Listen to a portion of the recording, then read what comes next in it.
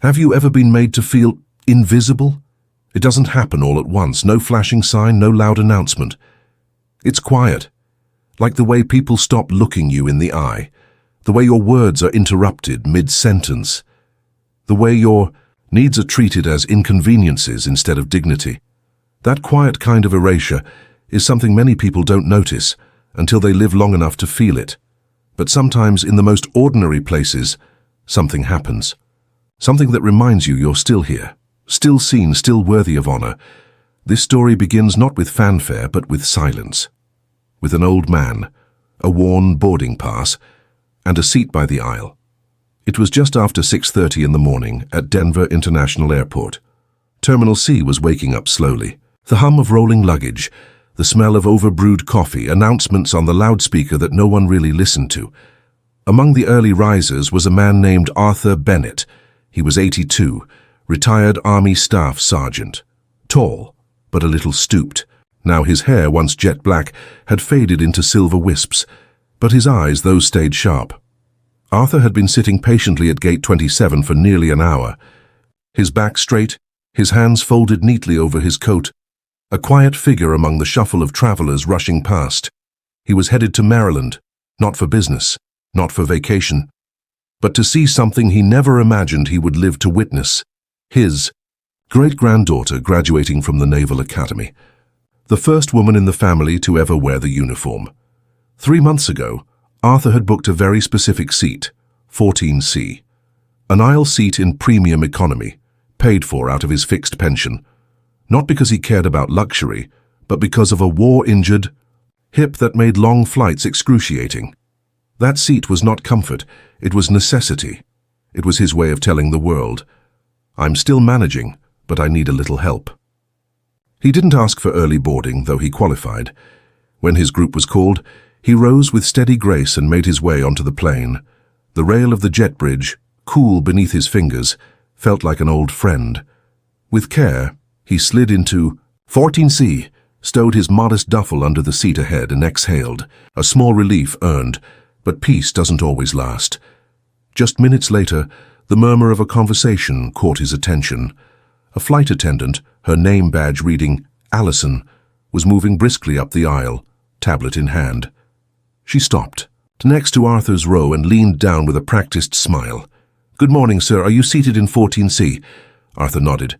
"Yes, ma'am. That's mine." Allison crouched slightly as if trying to seem gentle. "We have a bit of a situation. A family got split up during booking, a mother with 2 little ones.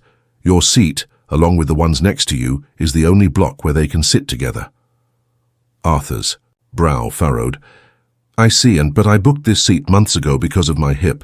She nodded, but the smile didn't fade. "I understand. Truly. But we'd really appreciate your cooperation. It's just this flight." He looked down at his hands, scarred from years of labor, steady as stone. He wasn't trying to be difficult. But what could he say? That sitting in the wrong seat could mean hours of pain and swelling that would linger for days. That dignity, at his age, came in the form of a small kindness, like a seat you chose yourself. She waited. The silence stretched. Arthur asked quietly, "Is there another aisle seat?" She tapped her screen. "I'm afraid only seat 33B is available. It's a middle seat toward the back." He didn't respond right away, just breathed. 33B. Middle row, no leg room, no chance to stretch, no window, no ease. "I'm sorry," he said, his voice calm, almost tender. "But I can't sit back there. My hip won't last the flight." Allison's tone hardened, just slightly. "I understand, sir, but if you don't agree to move, we may not be able to depart on time. The family is waiting." That changed everything. Now it wasn't just a polite request. It was pressure, social weight, the kind that makes you feel like a burden. Arthur could feel the shift, the heads turning, the unspoken judgment in every sideways glance. Why won't the old man just move? He felt the heat of embarrassment rise in his chest, not because he had done something wrong, but because in that moment he was being framed as the problem. He unbuckled his belt, slowly, painfully, braced himself on the seat. Then, with a voice that had once barked orders across battlefields, but now trembled ever so slightly. He said, "Arthur Bennett, retired Army Staff Sergeant. I'd like it noted that I gave up a medically necessary seat under pressure." She didn't answer, just motioned the mother and children forward. He nodded to the toddler, who smiled up at him, gentle and warm. No resentment, no drama, just resignation. As he made his way to 33B, Arthur didn't say a word. He didn't make a scene, didn't ask for understanding. He simply took the weight of it, like he had done all his life, and carried it. He lowered himself into the narrow seat, between a man in headphones and another tapping loudly on a laptop. The air smelled faintly of cleaning fluid. The light above was broken. His hip screamed as he folded himself in, a knot of pain already forming. No one offered help. No one said a word. And yet, someone was watching. Arthur sat still in seat 33B, not asleep, not alert, just suspended, hands folded, shoulders curled in. The middle seat always made a person feel smaller, but today, it made him feel like he had disappeared. His hip pulsed in slow waves of pain. Every few minutes he shifted just slightly, trying to find a less cruel angle, but there was nowhere to go. His left leg pressed tight against the seat in front, his elbow trapped between two indifferent strangers. The young man on his right had headphones on, lost in a movie. The man on the left had a laptop open, typing furiously as though the world depended on it. Neither glanced at Arthur. He wasn't angry, just tired. Tired in a way that had nothing to do with sleep. 3 rows ahead and across the aisle, someone else noticed. Her name was Grace Holloway. Late 40s, traveling alone. She had boarded quietly, business class, laptop in her lap, blazer folded neatly beside her. She had seen everything, heard everything. From the moment the attendant leaned down to speak to Arthur, to the moment he limped toward the back, duffel in hand. And now she couldn't stop watching him. It wasn't pity, it was something deeper, something like recognition, because she had grown up with a grandfather just like that. A man who had served in silence, who never raised his voice but carried a weight in his eyes. She knew that look, like the world had shifted and no one else noticed.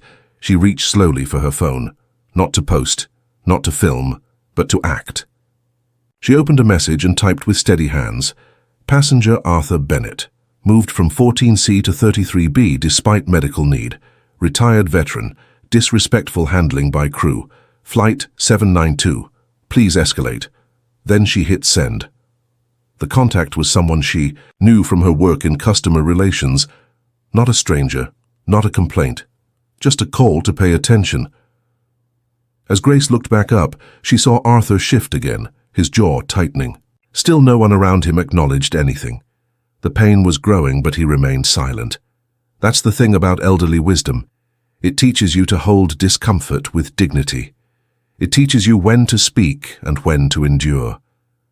For many people, life after 70 is described as a slow fading, but it doesn't have to be. There's a grace in aging that most never see, because true strength doesn't shout. It hums softly in men like Arthur. It carries itself with silence and stillness.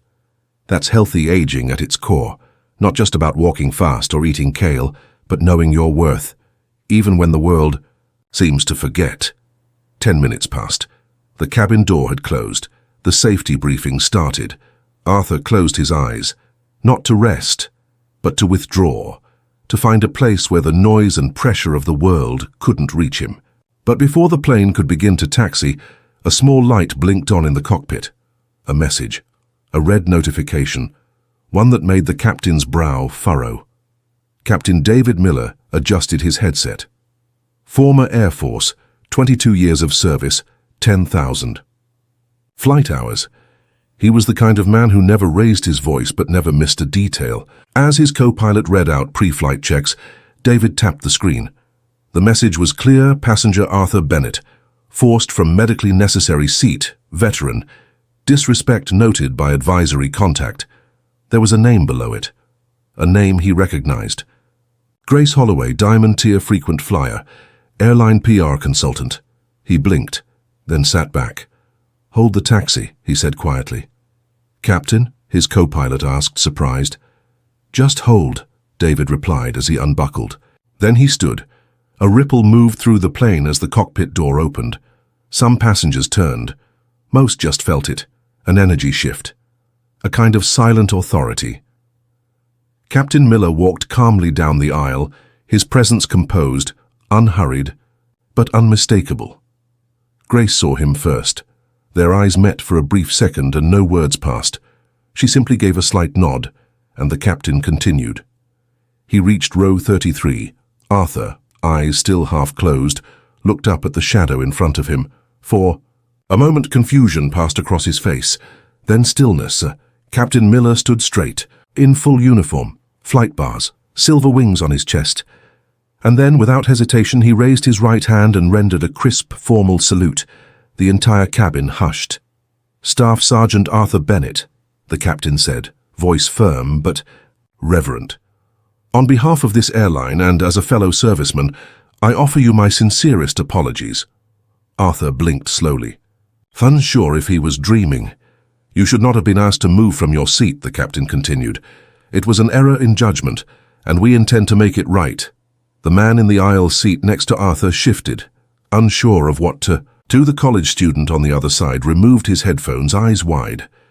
"Miss Allison," the captain said, turning toward the galley, "please escort Mr. Bennett to seat 1A, immediately." The flight attendant hesitated. "Captain, first class is—" "If seat 1A is occupied," David interrupted, "you will ask for a volunteer. If no one volunteers, you will explain that the captain of this aircraft is requesting that seat on behalf of a decorated veteran." There was no debate, no negotiation, just clarity. Arthur started to rise, but the captain gently placed a hand on his arm. "Please, sir, let us do this properly." He nodded, slowly, carefully. Every step was stiff, but now they felt different, not burdened, but lifted. As they made their way forward, a murmur moved through the rows. Some passengers looked away, embarrassed. Others watched with quiet reverence. One middle-aged man pressed a hand to his chest, a silent salute of his own. That's the thing about elderly wisdom. It doesn't demand recognition. It simply waits until someone sees it for what it is. A lifetime lived with purpose, even if that purpose was often unspoken. When Arthur finally reached seat 1A, the attendant approached a young man seated there, sipping from a branded water bottle. "I'm sorry, sir," she said gently. "We need to reassign your seat." The man looked up, confused at first, until he saw Arthur. The age, the fatigue, the quiet strength. He stood. No argument. "Sir," he said to Arthur, "it's an honor." Arthur didn't speak. He just nodded humbly, then lowered himself into the wide leather seat. Not just for comfort, but for dignity. The moment Arthur sat down in seat 1A, something shifted. Not just for him, but for everyone who had watched him limp forward, step by step, like someone crossing an invisible battlefield. The hush in the cabin hadn't left. It lingered almost reverently, as if people suddenly remembered how to be still, how to observe, how to recognize when something sacred was unfolding right in front of them. The seat itself was wide, cushioned in leather, with more room than Arthur had ever needed. But it wasn't the legroom that broke him. It was the silence. The way everyone saw him now, not as a bother or a delay, but as a human being who had lived, who had sacrificed, who had endured. And still did. He rested his hands gently on his lap, fingers folded together like prayer. For a long moment he didn't move. He just let the weight of everything melt into that quiet. Then, from halfway down the aisle, a voice spoke, shaky, hesitant. "Staff Sergeant Bennett." Arthur turned his head slowly. A man stood there, mid-30s, clean-shaven, jeans and a hoodie, both hands clenched nervously. His voice cracked as he spoke again. "I served under you," he said barely, above a whisper. "Camp Leatherneck 2006, you saved my life." Arthur stared at him, blinking hard. Then something in his expression softened, like a curtain being pulled back on a window that had stayed closed too long. "Corporal Reeves," the man added. Arthur let out a breath, almost a whisper. "Reeves." The younger man nodded, eyes glistening. "We never got to thank you, sir." He tried to say more, but words failed him. He just stood there, chest heaving, tears running down his face, tears he didn't wipe away.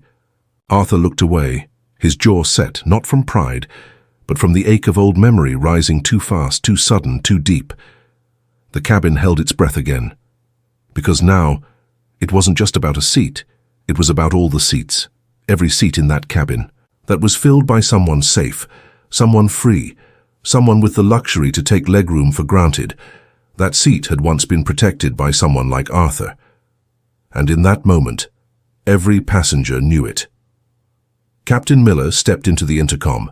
Alcove adjusted the switch. Then his voice echoed through the cabin, steady, clear, and deliberate. "Ladies and gentlemen," he said, "before we depart, I need to make a brief announcement." Heads turned. Even the most distracted among them felt the gravity. "Today, a mistake was made," the captain continued. "A man who served this country, who carries both the visible and invisible scars of that service, was asked to give up his seat, not because of airline error, but because of a policy that prioritized convenience over honor." He paused. "Let me be clear.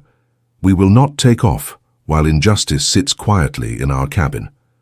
The words settled over the passengers like a wave of stillness. "He," the captain said, his voice unwavering, "Staff Sergeant Arthur Bennett, is a veteran of the United States Army. He served in Fallujah, Kandahar, and Ramadi. He did not ask for special treatment. He simply asked to keep the seat he booked. So his hip shattered in war wouldn't lock up in pain." Another pause. "We failed him." His voice softened but did not tremble. "But we don't leave our own behind. Not in combat. Not at 30,000 feet. He looked toward Arthur, sitting, quietly, toward the man crying in the aisle, toward the passengers who had once looked away but now sat straighter, more present. "And if that means this flight runs 10 minutes late," the captain added, "I will take every one of those minutes with pride." He clicked off the mic. The silence that followed wasn't empty. It was sacred. Then, slowly, one pair of hands began to clap. Then another, and another, until it rolled through the cabin row by row like a ripple of respect that couldn't be stopped. Arthur didn't raise his hand, didn't bow his head. He just sat there, still and steady, as the sound washed over him. Grace, watching from her seat, wiped the corner of her eye. She wasn't sure what part of her had needed to see that happen, but she knew that something inside her had settled, like a puzzle piece falling into place after too long. That's what elderly wisdom does. It doesn't demand applause. It doesn't make speeches. It simply lives in quiet acts of resilience, in the ability to withstand not just war and wounds, but misunderstanding, disrespect, and invisibility. To keep standing, even when the world forgets why you once stood. At all. There's something remarkable about those who've lived life after 70. They've seen enough loss to know what truly matters. They've endured enough change to stop fearing it. And when moments like this happen, when the world pauses to listen, they remind the rest of us how deeply important it is to see the people we so often overlook. Arthur remained seated long after the clapping faded. He didn't smile, didn't wave, but something in his posture had changed, his back a little straighter, his chest a little lighter. The steward brought him a fresh bottle of water and a blanket. A small gesture, but meaningful. Sometimes advice for seniors over 70 doesn't need to be spoken. It's simply this: never apologize for needing what keeps you well. Never shrink yourself because others think you take up too much space. And never believe that your time has passed, because when the world finally looks up, it will see what's been right in front of it all along. You. The plane touched down just past noon. The wheels hummed softly against the runway, and a golden slant of sunlight poured through the small windows like a quiet blessing. As passengers around him reached for bags and stretched stiff limbs, Arthur Bennett remained seated in 1A, hands still resting gently on his knees. For once he wasn't in a hurry. He didn't feel rushed or invisible or tolerated. He just existed exactly where he was supposed to be. When the flight crew opened the door and began their farewells, the usual "thanks for flying with us" felt different. This time, when they looked at Arthur, they meant it. Their smiles weren't rehearsed. Their eyes didn't dart away. They paused, looked directly at him, and nodded with sincerity. As Arthur stepped onto the jet bridge, his legs stiff but steady, a quiet figure waited near the exit. Grace Holloway. She didn't speak right away. She didn't need to. She simply touched his arm with a light hand, her voice hushed. "You reminded all of us who we're supposed to be." Arthur blinked, lips parting as if to reply, but no words came. Just a small understanding nod. And that was enough. At baggage claim, a young woman in a crisp Naval Academy uniform stood holding a handmade sign that read, "Welcome, Grandpa." Arthur. The second she saw him, she dropped the sign and ran. He didn't brace himself. He let her hug him full force, arms tight around his ribs, her tears hidden in his jacket. When she pulled back, breathless and beaming, she gasped, "Your hip, oh, I didn't mean to." Arthur chuckled, his voice gravelly but warm. "I've had worse, sweetheart." And for the first time in a long time, the smile reached all, the way to his eyes. That afternoon they sat in a quiet garden just outside her dorm. She talked about her courses, her plans after commissioning, her hope to be stationed overseas. Arthur listened intently, nodding slowly, offering only small remarks now and then. He didn't interrupt. He didn't give advice unless asked. He just listened. That too is elderly wisdom, knowing when to speak and when your silence is the greatest gift. Eventually she asked him what had happened on the flight. She had seen a few vague texts from friends, and one email from a classmate who had somehow already read something online. Arthur kept it simple. "I had a bad seat," he said with a dry smile, "and someone stood up." She didn't press. She knew his kind of strength never told the whole story. But that night, in her dorm room, she found the video someone had taken. The captain's voice ringing through the cabin, the moment of applause, the man in 1A. She cried again. Then, quietly, she called her mom, told her what happened. Told. Her grandpa was seen, not just looked at, seen. A week later, Arthur returned to his home in Rock Springs, Wyoming. Same modest house, same crooked mailbox, same black coffee every morning. But something inside him had shifted. He stood a little taller when he walked to the diner, didn't shrink away when strangers offered to hold the door, and when the neighbor's son waved at him across the fence, he waved back, not out of politeness, but with a smile that lingered. That's the thing about life after 70. It doesn't have to be a closing chapter. It can be a new kind of opening, one where you're no longer racing the world, but instead reminding it how to slow down and honor what matters. 2 weeks after the flight, a letter arrived. The envelope was formal, cream-colored, the return address marked Transcontinental Airlines. Inside, a card with a blue ribbon embossed on the edge. "Dear Mr. Bennett, on behalf of our entire team, please accept our sincerest apologies. What occurred on Flight 792 should never have happened. As of today, you are designated a lifetime guest of honor with Transcontinental Airlines. No more booking codes, no more change fees. Just tell us where you need to go, we'll get you there. With gratitude, the TCA Veterans Council." He folded the letter carefully and set it on the small table next to his American flag and a faded photo of his unit. Then he sat in silence for a long, long time. But that wasn't the only envelope that arrived that week. The second one came in a manila folder, hand-addressed with the seal of the Department of the Army pressed in gold on the corner. Inside, a typewritten letter explained that, following a public inquiry, Arthur's military personnel file had been reopened. A retired officer, now working in archives, had come across an overlooked report, dated 1969 Vietnam. It documented that Staff Sergeant Bennett had dragged 4 wounded men from a burning supply vehicle while under enemy fire. With his hip already shattered by a mortar blast, the report had been misfiled, forgotten, never entered into commendation review, but now it was restored, and stapled to the letter was a handwritten note, trembling but clear. "Arthur, I was the last one you pulled out that day. I was Corporal Hargrove. You don't know me, but I've known you every day since. I made it home. I made a life. All because you wouldn't leave me behind. You were never invisible. Not to us. Thank you." General Hargrove, USMC, Rhett Arthur, sat with the letter in his lap. His fingers trembled slightly, not from age, but from the sudden weight of being remembered. You see, senior health isn't just about checkups and prescriptions.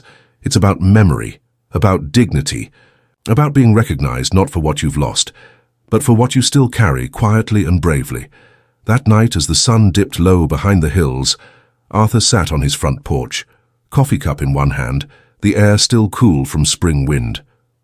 He didn't say much, just watched the sky change color, the way he used to when he was young and far from home. He didn't need applause, or headlines, or medals. All he ever needed was to be seen. And now he was. There are moments in life that don't need music to feel grand. No spotlight, no orchestra, just silence and a small breath of something sacred. Arthur Bennett sat quietly in his old rocking chair that next Sunday morning. The porch creaked. Softly beneath him, the wood weathered but strong just like him. The world moved on around him. Cars passed, birds sang, someone's lawnmower buzzed in the distance, but Arthur remained still. He wasn't waiting. He wasn't hoping. He was. Just being, that in itself was enough. Somewhere inside, the boy he once was still lived. The soldier, the father, the husband, the grandfather. All the names he had been called throughout the decades still clung to him, not as burdens, but as proof that he had lived a full and stubbornly honest life. And now, after all this time, that life had spoken back. There's something powerful that happens when a man, long faded into the background of his own community, is suddenly brought forward. Not for drama, not for charity, but for truth, for recognition, for simple, long overdue respect. It doesn't restore lost years, but it restores something far more vital, the belief that those years mattered. That's the essence of elderly wisdom, isn't it? Not the lessons we shout, but the quiet truths we carry, decade after decade, until one day someone turns and says, "I see you. I remember." Healthy aging is more than numbers on a chart or a new pill regimen. It's dignity. It's walking into a room and not having to explain yourself. It's holding space without shrinking. It's knowing you've lived long enough to deserve kindness without earning it in the moment. And life after 70? It isn't a footnote. It's a chapter with its own kind of magic. Not loud like youth, but deep like roots. It's looking into your grandchild's eyes and realizing they're following the map you drew, even if you never knew they were watching. Arthur didn't tell many people what had happened on that flight. Not because he didn't think it mattered, but because some experiences are meant to settle in the soul, not be handed around like party favors. He kept the letters in a drawer near his medals, not for display, but for remembrance. A few weeks later, he received a small envelope from the Naval Academy. Inside was a photo, him standing beside his great-granddaughter in full dress uniform, both of them smiling like the world had just paused for that one perfect moment.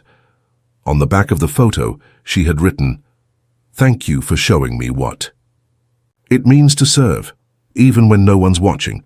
Arthur read it once, then twice, then slid it gently into his wallet where it stayed. You see, advice for seniors over 70 doesn't always come in words. Sometimes it's just the way you carry yourself, the way you let a child cry in your arms, the way you give your seat. And later, stand up for yourself without anger, without blame. In a world where so many people are rushing forward, chasing speed, noise, attention, it is often the elders who quietly remind us that peace is not something you find. It's something you return to in dignity. It's not something anyone can give you. It's yours, always has been. Sometimes the world just needs a little push to remember. That's what Arthur gave to all of us. And that's what you watching now carry too. Because if you're still walking, even with a limp, if you're still remembering names, still making coffee just the way you like it, still sitting at your window with a quiet smile, then you too are a living library of everything we forget to honor. You are elderly wisdom in motion, and we need you more than ever. So if this story moved you, even a little, share it. Not for clicks, not for numbers, but for someone out there who quietly wonders if anyone sees them anymore. Let them know they are seen. Let them know they are remembered. Let them know they are not alone. Arthur Bennett didn't ask for a seat at the front of the plane. He didn't ask for applause or a tribute. He simply asked to sit in the place he had chosen. And when that was taken from him, the world responded, not with anger, but with honor. That's what it means to truly age with strength. Not to be untouched by pain, but to carry it with quiet grace. And sometimes, if you're lucky, the world stops just long enough to notice, and when it does, you don't just return to your seat, you return to yourself.